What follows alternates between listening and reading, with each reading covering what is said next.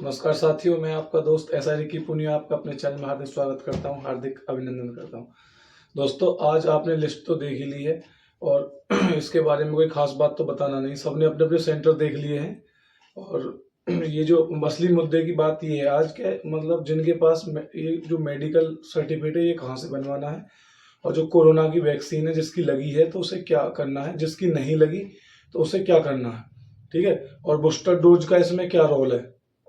तो सबसे पहली बात करेंगे कि जिनके कोरोना की वैक्सीन लगी हुई है, तो जिनके कोरोना की वैक्सीन लगी हुई है, एक डोज है या दो डोज है, ठीक। आपके मोबाइल नंबर से रजिस्टर्ड होगी वो चीजें पहले ही, जो आपके मोबाइल नंबर से रजिस्टर्ड है, और वो निकल जाएगी। नेट पे निकलवा लेना कि साइबर कैफे पे जाके उसका एक प्रिंट निकलवा लेना, और प्रिंट निकलवा के आप उसे उसमें दिखा करके गवर्नमेंट हॉस्पिटल में, डिस्ट्रिक्ट हॉस्पिटल में आपको वो दिखानी है। इसलिए जो कोविड हेल्प डेस्क होगी वहां, कोविड के लिए अलग हर डिस्ट्रिक्ट हॉस्पिटल में एक रूम बना होता है, वो कोविड के लिए होता है।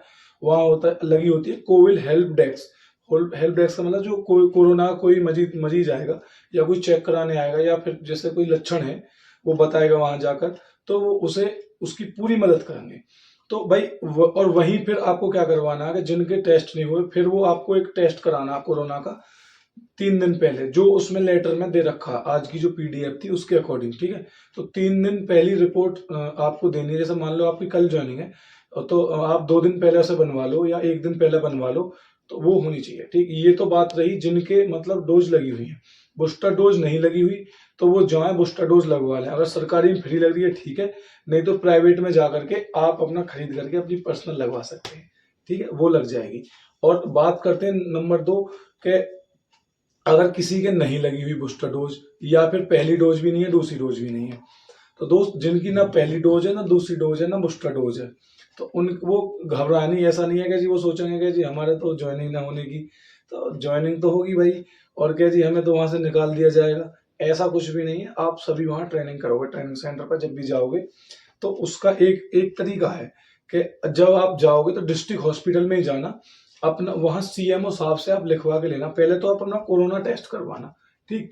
वहां आपका कोरोना टेस्ट होगा, और कोरोना टेस्ट होने के बाद वो भी 2 तरह के टेस्ट होते हैं कोरोना के। आप जब जाओगे हॉस्पिटल में खुद आपको बता देंगे, ठीक है। तो वहां से सीएमओ साहब से उसकी लिखवाना कि हाँ भाई ये नेगेटिव है, और ना ही इसका उसमें कोई कोरोना का 1% लक्षण है, ठीक। और आपका और फिर आपका वही सर्टिफिकेट चल जाएगा बूस्टर डोज में भी, और पहली और दूसरी डोज की जगह।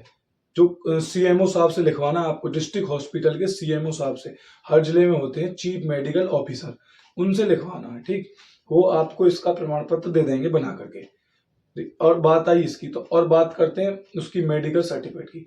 तो आपका जो मेडिकल सर्टिफिकेट बनेगा ना, जो वहां जमा होगा, ये मेडिकल सर्टिफिकेट मान लो आपका हो गया मेडिकल सर्टिफिकेट, वो जो मेडिकल सर्टिफिकेट है ये कोरोना का नहीं है, कोरोना का अलग बनेगा, लेकिन आपका खुद का वो ये बनेगा कि आपकी कोई चोट फोट नहीं है, ठीक, आप बिल्कुल स्वस्थ हैं, ठीक। और जो महिलाएं जाएंगी उनका जो बनेगा वो उसका बनेगा प्रेगनेंसी के लिए। प्रेगनेंसी के लिए का मतलब ऐसा नहीं है कोई प्रेग्नेंट महिला है और ट्रेनिंग जब मेडिकल हुआ था तब प्रेग्नेंट नहीं थी और अब वो प्रेग्नेंट है, तो उसके लिए भी आपको दिखाना पड़ेगा, ठीक है।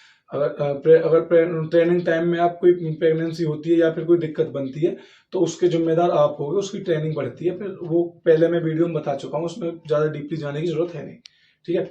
तो बात कर रहे थे इसमें मेडिकल सर्टिफिकेट कैसे बनेगा। तो मेडिकल सर्टिफिकेट अब हमारी ये बॉडी के चेकअप का बनेगा, ठीक है, कि हमारे कोई बुखार तो नहीं है, या फिर हम कोई मतलब खास किसी गंभीर बीमारी से जूझ तो ना रहे, मेडिकल मतलब जो मेडिकल हुआ था हमारा उसके बाद, या फिर हमारा कोई एक्सीडेंट तो नहीं हुआ, हड्डी तो नहीं टूटी हुई। तो इस तरह का वो मेडिकल सर्टिफिकेट होता है, एक आपका प्रमाण पत्र होता है। उसे भी जिला अस्पताल से बनने के बाद सीएमओ साहब की मोहर लग के ही वो आपको दिया जाता है, ठीक है। पूरा काम कंप्लीट करा के जाएं। अगर मेडिकल भी बनवाना जब भी, तो सीएमओ सर की उसमें मोहर जरूर लगवा लें, मोहर लगवा लें और साइन करवा लें, ठीक। तो ये आपका मतलब 100% वाला प्रूफ वाला प्रमाण पत्र होता है। और प्राइवेट में नहीं बनवा, प्राइवेट में बनवाओगे तो भी वो सीएमओ से वो करवाना पड़ेगा अप्रूव आपको, फिर भी वो आपको परमिशन वहीं से करानी पड़ेगी। तो इससे सबसे बढ़िया है जो आपका 100 50 500 जो भी खर्च होते हैं वहां, वो तो सब पता है भाई कि हो जा क्या हो क्या ना होता। तुम जाओगे अपने आप थोड़ी बहुत दावत पानी जो भी होती है जैसी, उसे दे दा के अपना तुम बनवा लेना। लेकिन गलत लोग का वो नहीं बनाएंगे, वो खुशी से कोई बना देगा, वो बात अलग है कि भाई आपसे 100 50 रुपए चाय पानी के लिए लिए, ठीक। ऐसा कोई आपसे रिश्वत नहीं मांगने वाला।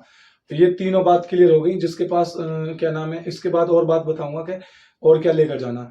तो ये पहली बात हो गई कि जिसके पास कोरोना वैक्सीन लगी हुई है वो क्या करेगा, जिसके पास कोरोना वैक्सीन नहीं लगी हुई वो क्या करेगा, ठीक है।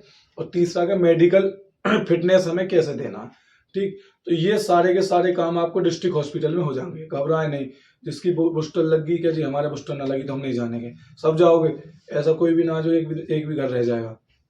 अब बात करते हैं कि भाई आपको वहाँ क्या क्या लेकर जाना है कागज। उसमें आपने जिनने नहीं पढ़ी वो ये बात समझ लें, जिन्होंने वो पीडीएफ में पढ़ ली है बातें तो वो उनके लिए बेशक आपकी मर्जी है भाई, सुनो या ना सुनो, अगर जिससे कोई बात छूटी हो।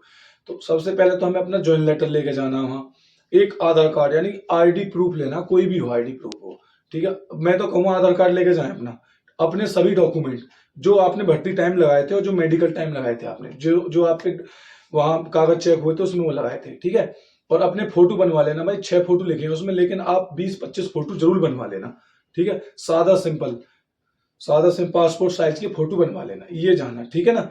और वहां पैसे भाई, मैं जो कह रहा है, एक वीडियो थी कि भाई पूछ रहे थे कि कितना पैसा लगेगा वहां, कितना पर्याप्त होगा। तो दोस्तों वहां पहले महीने का खर्च ही कम से कम आपका 20,000 रुपये बैठ जाना। क्यों भाई, 6,000 रुपये तो मैस का एडवांस होगा, प्लस आपसे वर्दी भत्ता और कई तरह की ये चीजें, वर्दी की फीस जमा होगी क्योंकि वर्दी सबकी सामूहिक बनेगी, है ना। और वर्दी में ऐसा नहीं है कि खाली पैंट और शर्ट ही बन जाएंगे, और भी बहुत सारी चीजें होती हैं, वो होती है। एक जोड़ी से काम नहीं चलने वाला, एक जोड़ी से काम नहीं चलता, कम से कम ये 3 जोड़ी तो कम से कम बनती है, क्योंकि ये गंदी हो जाए अगले दिन चाहिए, वो धुलती नहीं है। तो भाई सुबह शाम परेड होती है तो गंदी हो जाए चीज, तो आपको पीटी के भी ले लिए, आईटी के भी ले लिए, दोनों तरह की ड्रेस लेनी पड़ती है। तो पहले महीना कम से कम 20-25 हजार रुपए का खर्च है आपका, और ज्यादा भी हो सकता है, ये कम से कम है। 20,000 तो कम से कम है। आप फिर अपने बाह्य खर्चा है, कुछ प्राइवेट है, वो भी लेकर चलें। तो मेडिकल की बात समझ में आ गई होगी। और ये आपको अलग अलग सामान क्या लेकर जाना।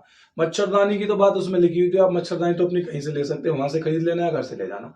मौसमी कपड़े बताया था, मौसमी कपड़े का मतलब अब गर्मी है तो गर्मी के ले जाना, सर्दी है तो सर्दी के ले जाना। मैं तो यही कहूंगा आप अपने सामूहिक ले जाना, पूरी साल का बजट बना के, ठीक है। उससे क्या है कि छुट्टी मिले ना मिले टेंशन फ्री, वो बार बार अपना झोले नहीं ढोने पड़ेंगे आपको। उम्मीद करता हूँ मेरी बात समझ में आ गई होगी। अगर वीडियो अच्छी लगी है तो लाइक करना, और आपका मन करे तो चैनल को सब्सक्राइब करना ऐसी ही जानकारी पाने के लिए, ठीक। और आगे अपडेट जो भी आएंगी भर्ती से, आपके जॉइन लेटर कब आ रहे हैं ये भी बता दी जाएगी। और ध्यान रखना आने वाले 2-4 दिन में ही आपको ज्वाइनिंग की डेट भी पता चलने वाली है, क्योंकि आज मीटिंग हुई थी, अभी उसकी सूचना ओपन नहीं हो पाई है। सूचना जैसे ओपन हो जाएगी मैं आपको तुरंत बता दूंगा इस टाइम में ऐसा है, ठीक है। साथियों, जय हिंद, जय भारत।